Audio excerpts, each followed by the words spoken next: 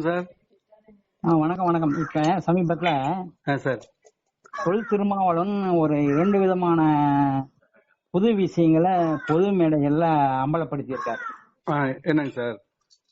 ஒரு விஷயம் வந்து பூரண மதுவிலக்கு, அதுக்காக மாநாடு போராட்டம்னு பண்ண போறாரு. ஆமாங்க சார். அந்த பூரண மதுவிலக்கு அவன் மட்டும் அவர் தமிழ்நாட்டுல மட்டும் கேட்கல, இந்தியா முழுவதுமே மதுவிலக்கு கேட்கிறாரு. அது முதலான ஒரு கோரிக்கை, கவனம் இருக்கக்கூடிய கோரிக்கை. அது நடைமுறைப்படுத்தப்பட முடியுமா முடியாதா, அதுல என்ன சிக்கல்ங்கிறதெல்லாம் ஆய்வுக்குரியது. ஏன்னா மதுமயக்க குதிரைகளை நம்ம வந்து கட்டவிழ்த்து விட்டுட்டோம். இந்த மதுமயக்க குதிரைகள் கிராமங்கள், நகரங்கள், மாநகரங்கள், பட்டி தொட்டிகள்னு பரவலா மேய்ஞ்சிக்கிட்டு இருக்கு. அதுக்கப்புறம் அந்த குதிரை லாயத்தை பூட்டினா என்ன, பூட்டாட்டி என்ன? இந்த ஒரு அது நன்மையான விஷயமா தீமையான விஷயமான்னு நம்ம யோசிக்கிறதுக்கு முன்னாடி அது தீமையான விஷயமாவே இருந்தாலும் பரவலா பழக்கப்படுத்திட்டோம். இப்ப 100க்கு எத்தனை சதவீதம் பேர் குடிக்கிறாங்க குடிக்கலன்னு ஒரு கணக்கு எடுத்துடலாம், புள்ளி விவரமா எடுத்துடலாம். அது ஒண்ணும் சிரமம் இல்ல. ஒரு காலகட்டத்துல ஒரு 30-40 வருஷம் முன்னாடி ஆண்கள் மட்டுமே குடிப்பழக்கத்துக்கு அடிமையா இருந்தாங்க. ஒரு 20 வருஷம் பாத்தீங்கன்னா பெண்களும் இது உள்ள வந்துட்டாங்க. பெண்கள் மட்டும் இல்ல, அதிர்ச்சிகரமான தகவல்னா பள்ளி மாணவிகளும் வந்துட்டாங்க. இப்படி இருக்கும்போது இந்த மதுவிலக்கு அப்படிங்கிற ஒரு சாட்டையை சொடுக்கி இருக்காரு பாத்தீங்களா? இந்த சாட்டையை சொடுக்கிறது சரியான ஒரு முடிவுக்கு வருமா, இறுதி வடிவம் கிடைக்குமா, இல்ல இது ஏதாவது பண்ண முடியுமாங்கிறதெல்லாம் பெரிய பிரச்சனை. அது காலத்துக்கு தான் தெரியாது, இப்ப தெரியாது அதை பத்தி. ஆமா, அதனால அது வந்து சரியா வருமா வராதாங்கிறது இப்ப யாருமே சொல்ல முடியாது. இன்னும் சொல்ல போனா, வெளிப்படையா சொல்ல போனா மாநாட்டுக்கு போறதுல முக்காவாசி பேர் குடிச்சுதான் போயிருப்பாங்க. எல்லா மாநாட்டுக்குமே எந்த அரசியல் கட்சி மாநாடா இருந்தாலும் சரி, அதுல ஒண்ணும் சந்தேகமே கிடையாது. இல்ல திருவாரூர்ல கடைசியா கலைஞர் பேசும்போது மதுவிலக்குக்கு தான் நான் முதல் கையெழுத்து போடுவேனார். அந்த ஒரு கோரிக்கைக்காக தோற்றாரு. அப்படி சொன்ன கலைஞர் தோற்றாரு. முதல் கையெழுத்து கூட்டத்துல பேசும்போது நான் கீழே உட்காந்து கேட்கிறேன், பாதி பேர் தண்ணி போதையெல்லாம் இருக்காங்க. இவர் கையெழுத்து போட்டா என்ன போடாட்டி என்ன? நம்ம சுத்தி எவ்வளவு பேர் இருக்காங்க என்ன இருக்காங்கன்னு தெரியாம நாம உணர்ந்து பேசக்கூடாதுல்ல, அது ஒண்ணு. அப்புறம் வந்து இந்த ஜாதி ஆணவ கொலைகள் இருந்துச்சுல்ல, அதை நான் கடுமையா சட்டம் போட்டு அதை தடுப்பேன்னு சொன்னார். இந்த 2 விஷயத்தாலதான் அப்ப கலைஞர் தோத்து ஜெயலலிதா ஜெயிச்சாங்க. உங்க பெல்ட் ஜெயலலிதாவுக்கு அவ்வளவு வாரி கொடுத்தது, அதான் காரணம். இப்ப திருமாவளவன் தலைமையில இருக்கிற ஒரு இயக்கம் வந்து பூரண மதுவிலக்க நோக்கி போயிட்டு இருக்காங்கன்னா, பூரண மதுவிலக்கு யார் கடைபிடிக்கணும்? சொல்றவங்க கடைபிடிக்கணுமா இல்லையா? அந்த இயக்கத்துல உள்ளவங்க கடைபிடிக்கணுமா இல்லையா? கண்டிப்பா சார். அது நிச்சயமா எனக்கு தெரிஞ்ச வாய்ப்பு இல்லையான்னு தான் நினைக்கிறேன். கேள்விக்குறிதான்.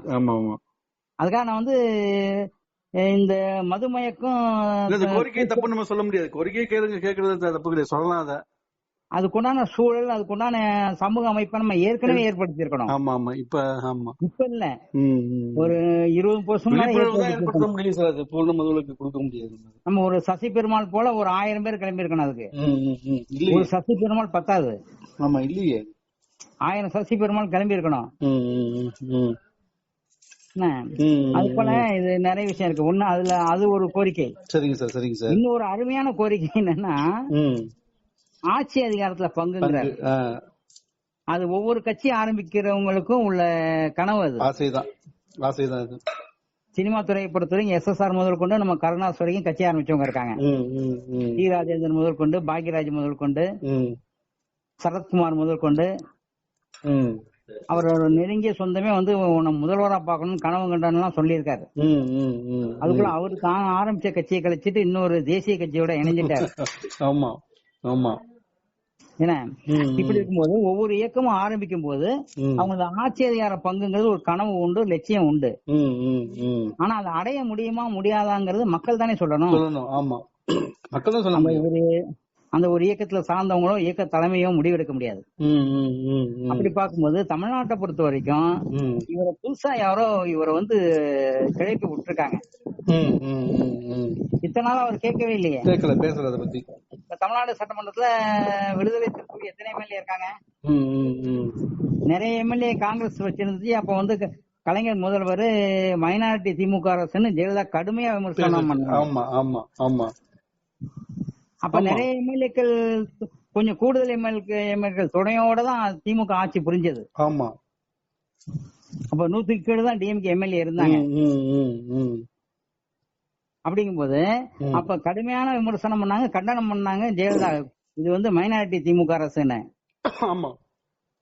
அப்ப காங்கிரஸுக்கு கூட அவங்க வந்து கேட்கவும் இல்லை, இவங்க கொடுக்கவும் இல்லை. ஆமா, ஆட்சியில பங்குங்கிறது கேட்கவும் இல்லை, கொடுக்கவும் இல்லை.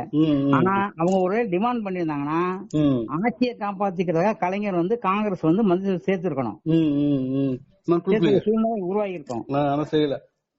மாநில அரசை பொறுத்த வரைக்கும் அது தமிழ்நாடா இருந்தாலும் சரி, கேரளாவா இருந்தாலும் சரி, கர்நாடகா இருந்தாலும் சரி, இன்னும் சொல்ல போனா மத்திய மகாராஷ்டிரா இருந்தாலும் சரி, கூட்டணி ஆட்சிங்கிறது சரி வராது, சரியா இருக்காது. ஏதோ ஒரு வகையில அவங்க வந்து ஒரு அந்த கூட்டணி ஆட்சி நிலையானதாகவும் இருக்காது, நல்லதொரு ஆட்சியாகவும் இருக்காது, மக்களுக்கான ஆட்சியாகவும் இருக்காது. புரியுது சார். ஆனா தமிழ்நாட்டை பொறுத்த வரைக்கும் திமுக அதிமுகங்கிறது ரெண்டும் பெரும் சக்தி. திமுக அதிமுகங்கிறதோட உதயசூரன் ரெட்டலைங்கிறது ஒரு நல்ல ஒரு ஈர்ப்புள்ள ஒரு சின்னம். ஒருவேளை எடப்பாடி சொல்லுவாப்லையா சார் கடைசியா கூட்டணி ஆட்சிக்கு தயார்னு சொல்லுவாரா சார் எடப்பாடி? அதுக்காக சொல்ல மாட்டார். எடப்பாடி சொல்ல மாட்டார். திமுக ரெண்டுமே ஒத்துக்காது. அப்ப திருமாவோட இந்த இதுக்கு என்ன காரணம் இருக்கு சார் இப்படி பேசுறதுக்கு? அவர் வந்து ஒரு சலசலப்பை உருவாக்கலாம்னு ஒரு உத்தி இது. ஏன்னா மதுவிலக்கு பிரச்சாரமும் இதுதான், இதுவும் அதுதான். தன்னோட அரசியல் இருப்பை வச்சுக்கிறதுக்காக தன்னோட அரசியல் தன் இருப்பை தக்க வச்சுக்கிறார். இதுல இருந்து மேல எல்லாம் ஒரு நாளா போக முடியாது. திருமாவளவன் ஒரு நல்ல அரசியல், ஒரு இளமையான ஒரு துடிப்புள்ள தலைவர், அதுல ஒன்றும் மாற்று கருத்தே கிடையாது. திருமாவளவன் பொறுத்தையும் ஒரு துடிப்புள்ள தலைவர், அதுல ஒன்றும் மாற்று கருத்தே கிடையாது. ஆனா அந்த துடிப்பை வந்து எவ்வளவு மக்கள் ஏந்திக்கிறாங்கன்னு விஷயம் இருக்கா இல்லையா? தேர்தல் தான் தெரியாது, தான் தெரிய வரும். விடுதலை சிறுத்தைகளோ பாமகவோ நம்ம சீமானோட நாம் தமிழர் கட்சியோ இவங்க எல்லாமே ஒண்ணு சேர்ந்தா கூட ஆட்சி பிடிக்க முடியாது. விஜய்க்கு திருமாவளவன் எதுவும் சொல்றாரு சார்? விஜய் வந்து வந்தாலும் அவ்வளவு பெரிய அளவெல்லாம் பாதிப்பை ஏற்படுத்த முடியாது, பண்ண முடியாது. இல்ல விஜய் திருமாவளவன் அப்படி சொல்றேன் சார். அப்படியே வரலாம். இல்ல அதுக்காக ஒரு மெசேஜா இருக்குமோ? இது மெசேஜ் சொல்றாருன்னா எனக்கு தோணுது சார். இருக்கிற இடத்துல சொல்றாரு விஜய் விடுதலை சிறுத்தைகள் பாமகவும் சேர்றதுக்கு வாய்ப்பு இருக்கு. பாமக விடுதலை சிறுத்தை சேர்த்தாங்கன்னா வட மாநிலங்கள்ல வட மாவட்டங்கள் சரியான ஓட்டு ரெண்டு கட்சியுமே விழுவாரு. பாமக எதிர்த்து தானே சார் வேலை செய்யறாரு திருமாவளவன். பாமக சேர்க்க மாட்டேங்குது. அப்படி இருக்கும்போது விஜய்க்கோட கட்சியெல்லாம் வந்து எப்படி வரணும்னு சொல்ல முடியாதுங்க. சொல்ல முடியாது. புரியுது. கூட்டத்தை காமிக்கலாம், ஒரு மாநாடு போட்டு கூட்டத்தை யார் வேணாலும் காமிக்கலாம். என்னை பொறுத்த வரைக்கும் அவங்களால ஒரு முழுமையான மாநாடு நடத்த முடியாதுன்னு தோணுது சார். பல 100 கோடி செலவு பண்ணா மாநாடு வெற்றிகரமா நடத்திடலாம், கூட்டத்தையும் காட்டிடலாம். ஏன்னா சும்மாலாம் கூட்டம் சேராது. இருந்தாலும் இது இந்த ஆட்சி அதிகார பங்குங்கிறது தமிழ்நாட்டை பொறுத்த வரைக்கும் சரி வராது. திருமாவளவன் வந்து தன் இருப்பை தக்க வைக்கிறார், தன்னை மெருகுபடுத்திக்கிறாரு. ஆனா திருமாவளவன் வந்து விடுதலை சிறுத்தைகள் இயக்கம் இல்லாம ஒரு பொதுவான ஒரு இயக்கத்துக்கு தலைவரா வந்து எல்லாத்தையும் கவர்ந்தார்னா நாளைக்கே கூட ஒரு காலப்போக்குல ஒரு ஸ்டாலின் காலத்துக்கு அப்புறமோ எடப்பாடி காலத்துக்கு அப்புறமோ கூட திருமாவளவன் முதல்வராகிறதுக்கு வாய்ப்பு இருக்கு. அதுக்கான முயற்சி தான் பண்றாருன்னு தோணுது நமக்கு. வாய்ப்பு இருக்கு. ஆனா இவர் அந்த தளத்துல இருந்து வெளியே வர மாட்டாரு. அவரோட விடுதலை சிறுத்தைகள் இயக்கம் இருக்கு பாத்தீங்களா, அந்த அதுல இருந்து இவர் வெளியே வர, அவங்களும் இவர் வெளியே விட மாட்டாங்க. புரியுது சார். பொது தளத்துக்கு போக மாட்டார், பொது தளத்துக்கு வரணும். இப்ப பாமக வந்து பொது தளத்துல இருக்கா? கிடையாது. இல்ல. ஆமா, ஒரு ஜாதிய கட்சிங்கிற முத்திரை அதுக்கு இருக்கா இல்லையா? அதுல இருந்து வெளில வர முடியல உங்களால? வர முடியல. அதெல்லாம் கொஞ்சம் இது பண்ணதான் தென் மாவட்டங்கள்ல வன்னியர்கள் இல்லாதவங்க அவங்க போஸ்டிங் போட்டு இருக்காங்க. புரியுது புரியுது சார், புரியுது புரியுது. நம்ம சிவகாசி திலகபாமா உட்பட சார் அவங்க வட மாவட்டத்துல போட்டுக்கணும் சார். அத இல்ல, அவங்க பாமக தன்னோட ஜாதி அடையாளத்தை ஒழிக்கணும்னா வட மாவட்டங்கள்ல மத்த ஆட்களுக்கு பொறுப்பு கொடுத்தாதான் அது வந்து பெருமையா பேசுவாங்க. அத தென் மாவட்டத்துல போட்டு என்ன பண்ணுவாங்க சார்? பண்ண மாட்டாங்க. போட்டு திலகபாமாவும் அவங்களை நம்பி 2-3 எலெக்ஷன் ஆமா ஆமா ஒன்னும் ஆகல, ஒன்னும் வேலைக்கு ஆகல, நின்னு தோத்துறாங்க. அது வேற விஷயம் என்ன. அதனால இது கொஞ்சம் சுவாரஸ்யமா போயிட்டு இருக்கு. சரிங்க சார், சரிங்க சார், சரிங்க சார். இந்த சுவாரஸ்யப்படுத்திருக்காரு திருமாவளவன்.